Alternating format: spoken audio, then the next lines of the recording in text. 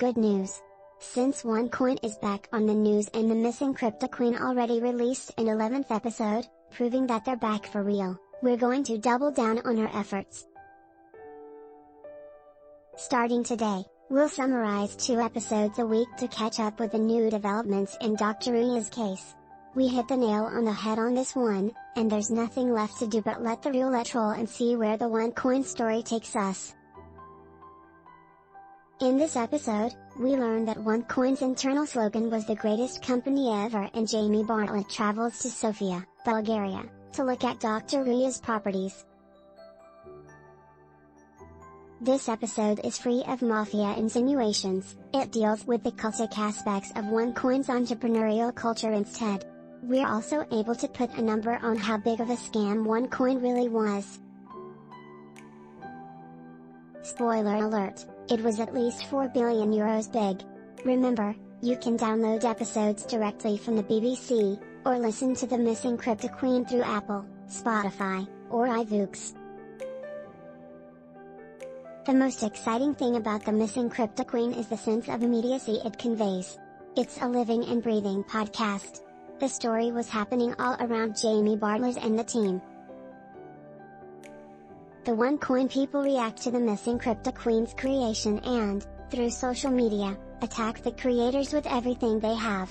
And the whole scene is part of the podcast. And this is just episode 3. In the end, they even ask for the audience to call and tip them about Dr. Ruya's whereabouts. This episode starts with Konstantin Ignatov, Dr. Ruya's younger brother, personal assistant, and heir to the OneCoin crown. He was arrested by the FBI and charged with money laundering and fraud. The authorities had already declared OneCoin a fraud, even.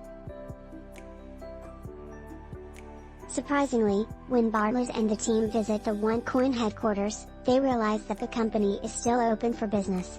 People are still buying OneCoin despite the fact that one of their leaders is on the run and the other was arrested.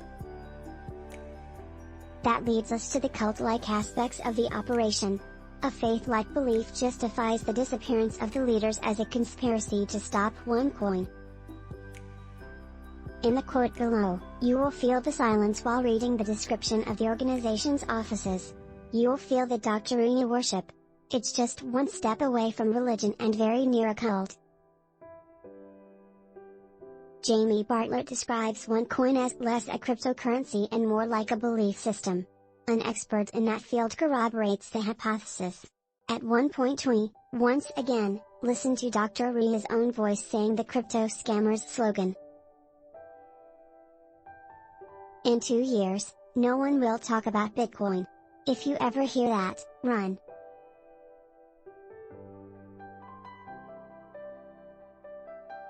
In the second episode, we figured out that OneCoin called the critics haters.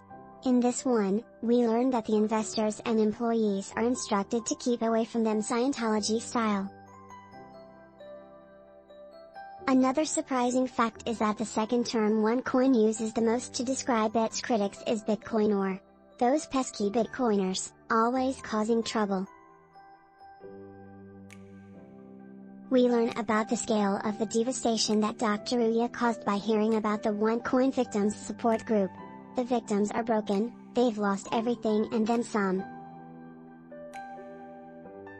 We also learn about the scale of the scam by way of a report/database that producer Giorgio Cat got her hands on. From all over the world, the organization was getting €60 million a week. From August 2014 to March 2017, OneCoin's revenue was over €4 billion. Over €100 million were from the UK alone. And that's where the report stops. The organization was still making money left and right.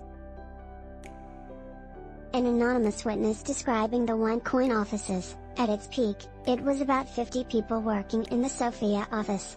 Ruya's office is on the 4th floor.